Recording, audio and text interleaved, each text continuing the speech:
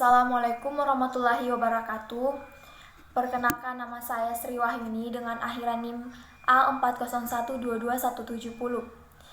Di sini saya akan membacakan materi dari kelompok kami, yaitu kelompok 3. Yang pertama, masa wiraga. Windu pertama 0-8 tahun. Wiraga 0-8 tahun yaitu fase eksplorasi pengalaman di mana anak-anak aktif bergerak, mencoba ini dan itu, menanyakan tentang semua hal tanpa lelah. Wiraga adalah dasar wujud lahiriah badan beserta anggota badannya disertai keterampilan. Masa ini merupakan periode yang amat penting bagi perkembangan badan jasmani dan panca indera. Dengan modal perkembangan fisik yang sedang meningkat pesat, seharusnya anak-anak memiliki peluang setiap hari untuk menggunakan otot-otot besar termaksud berlari, melompat, dan belajar keseimbangan. Kegiatan di luar ruangan harus lebih banyak dilakukan sehingga anak-anak bisa dengan bebas mengekspresikan dirinya sendiri. Yang kita lihat pada praktik pendidikan anak usia dini sekarang adalah peluang bagi kegiatan otot besar terbatas. Waktu berkegiatan di luar ruangan juga terbatas karena seringkali dianggap mengganggu waktu belajar dan bukan sebagai bagian yang integral dari lingkungan belajar anak-anak. Usia tahun adalah pembelajaran menggunakan metode sari suara sesuai ajaran KHD. Metode yang menggabungkan pelajaran lagu, sastra, dan cerita sehingga tergabunglah pendidikan rasa, pikiran, dan budi pekerti. Pada masa usia dini, anak-anak dilatih instiknya dengan memberi kesempatan untuk mengekspresikan segala keinginan, dorongan, nafsu, serta kekuatan lainnya. Anak hendaknya diberikan kebebasan serta diberikan arahan, bukan larangan. Mengingat pada masa tersebut anak sedang ada di masa pertumbuhan motorik yang luar biasa. Untuk mendukung kebutuhan berkaitan dengan motorik yang berkembang pesat dan geraknya sangat banyak tersebut, anak-anak seharusnya menggunakan pakaian yang nyaman, yang menyerap keringat, apalagi kita hidup di negara tropis, yang mendukung anak-anak leluasa bergerak, seperti baju-baju nyaman berbahan kaos misalnya. Namun, seringkali praktik yang terjadi adalah anak-anak usia dini kebanyakan harus berseragam, lengkapnya dengan rompi, dasi, topi, bersepatu, pokoknya berlipat rapi seperti orang dewasa. Baiklah, saya akan melanjutkan materi dari Sri Wahyuni. Salah satu isu menarik pada masa wiraga ini adalah perdebatan tentang pengenalan baca dan tulis. Jika berpedoman pada apa yang diusulkan Ki Hajar, anak-anak seharusnya diberi peluang untuk melihat betapa membaca dan menulis itu bermanfaat sebelum mereka menyebutkan huruf, menyuarakan, dan mengenal kata. Mereka bisa mengembangkan kemampuan bahasa dan melek huruf dengan cara mendengarkan dan membaca cerita, aktivitas lapangan, bermain drama, bukan dengan belajar membaca dan menulis di meja yang menekankan perkembangan keterampilan terpisah seperti mengenal huruf-huruf tunggal, membaca alfabet, menyanyikan nyanyian alfabet, atau menebalkan titik-titik membentuk huruf. Kadang-kadang pendidik tergesa-gesa mengajar anak membaca A, I, U, E, O, Ba, Bi, Bu, Bebo yang tidak ada maknanya. Kenapa tidak diajak keluar saja? Melihat pohon talok misalnya, Salam telah mempraktikkannya. Dari melihat pohon talok anak-anak, melihat bagaimana susunan huruf-huruf yang membentuk kata talok. Belajar mendeskripsikan buah talok, bentuknya, warnanya, rasanya, perbedaan buah yang matang dan belum matang, mana yang seharusnya sudah bisa dipetik dan mana yang belum. Mereka belajar sesuatu yang bermakna, yang mudah dipahami dari lingkungan, dengan cara bermain sesuai naturnya. karena bermain adalah kebutuhannya. Dari pengalaman inilah anak-anak berkembang jiwanya, berkembang pikirannya, berkembang fungsi-fungsi tubuhnya. Untuk mendidik batin anak perlu didekatkan dengan cara sesuai jiwa mereka melalui permainan, kerajinan, serta menyanyi. PAUD hendaknya tidak berorientasi pada pikiran atau kognitif seperti membaca, menulis, dan berhitung. Menurut KHD, masa usia dini belum tepat untuk belajar menggunakan pikirannya karena jiwanya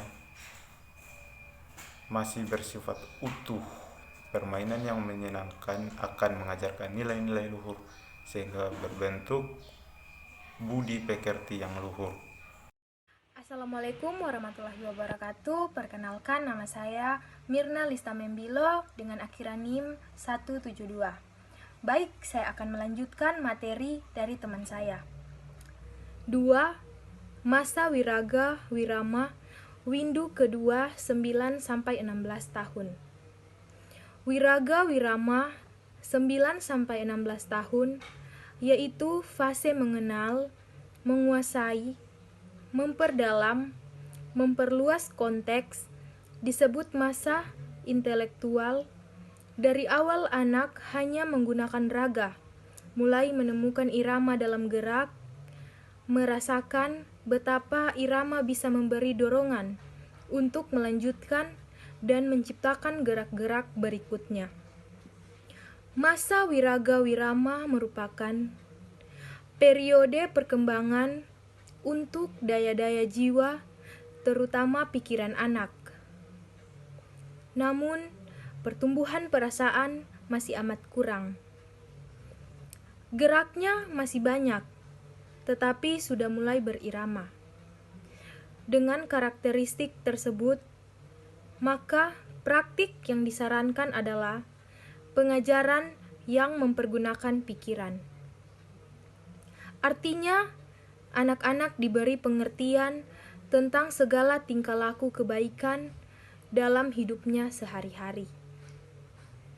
Tidak cukup bagi mereka hanya membiasakan saja apa yang dianjurkan atau diperintahkan oleh orang-orang tua di sekelilingnya. Tidak cukup pula mereka hanya menginsyafi, namun mereka perlu menyadarinya. Jangan sampai mereka melakukan hanya karena kebiasaan atau aturan, namun harus sampai pada pemahaman kenapa mereka melakukannya. Di dalam tahap perkembangan Wiraga Wirama, tidak serta-merta menerapkan pembiasaan tanpa alasan, tetapi memulainya dengan diskusi. Anak-anak bebas mengemukakan pendapat atau idenya. Fasilitatornya yang mengolah diskusinya sampai dengan mereka menemukan sendiri maksud dan tujuannya. Memang ini akan membutuhkan waktu yang lebih lama dan tenaga yang lebih besar. Tetapi, bukankah kita tidak ingin anak-anak memiliki perilaku-perilaku tertentu yang hanya karena terbiasa tanpa tahu tujuan melakukannya? Assalamualaikum warahmatullahi wabarakatuh. Perkenalkan, nama saya Ainur Rohimah dengan akhiran NIM 178. Saya ingin melanjutkan materi yang dibacakan oleh teman saya. 3. Masa Wirama Windu ketiga 17-24 tahun. Wirama yaitu fase orientasi pilihan hidup, disebut masa sosial. Anak mulai menyadari semesta bergerak dalam irama. Mereka mulai menggunakan irama sebagai sumber inspirasi menemukan kodrat lahirnya ke dunia. Saat ditemukan, mereka akan menjalani kehidupan bahagia sepenuhnya. Anak-anak muda pada masa ini sudah lebih berirama, bisa mengatur dirinya sendiri, dan memahami potensi diri. Masa ini juga merupakan masa berolah budi dalam alam kemasyarakatan, menyesuaikan diri dengan masyarakat, di mana anak mengambil bagian sesuai dengan cita-cita hidupnya. Di usia 17-24 tahun, pembelajaran wirama mulai ditanamkan. Wirama meliputi tanggung jawab, pembiasaan, irama, kesehatan, jadwal rutin selaras dengan sesama dan semesta. Masa di mana anak diberikan tugas untuk berlatih bertanggung jawab dalam melakukan sesuatu. Melalui pembiasaan menjalankan tanggung jawab, maka anak akan terbiasa untuk selalu mandiri dan percaya diri karena diberikan kepercayaan untuk menjalankan sesuatu. Masa pendidikan di SMP, SMA, dan perguruan tinggi hendaknya belajar hal-hal positif keseharian, mulai dari bangun pagi sampai tidur kembali. Anak terbiasa menjalankan aktivitas keseharian sesuai jadwal rutinitas. Kebiasaan menjalankan kegiatan sesuai jadwal menandakan kedisiplinan anak, sehingga kebiasaan tersebut akan membudidaya dari waktu ke waktu. Pembiasaan disiplin diselenggarakan sekolah sebagai usaha untuk penanaman karakter.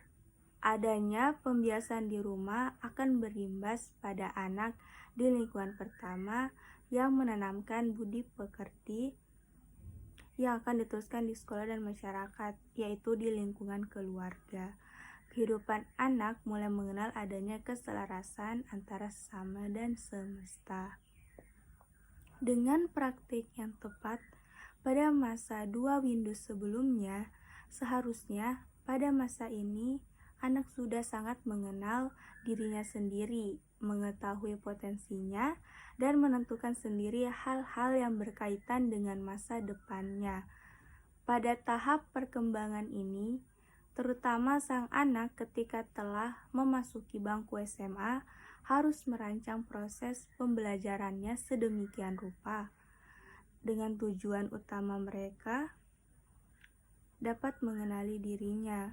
Ketika telah memasuki bangku SMA, proses ini tidak terpisah dari proses belajar pada tahun-tahun sebelumnya, di mana anak-anak juga diajak untuk mengamati dan mengenali kecenderungannya.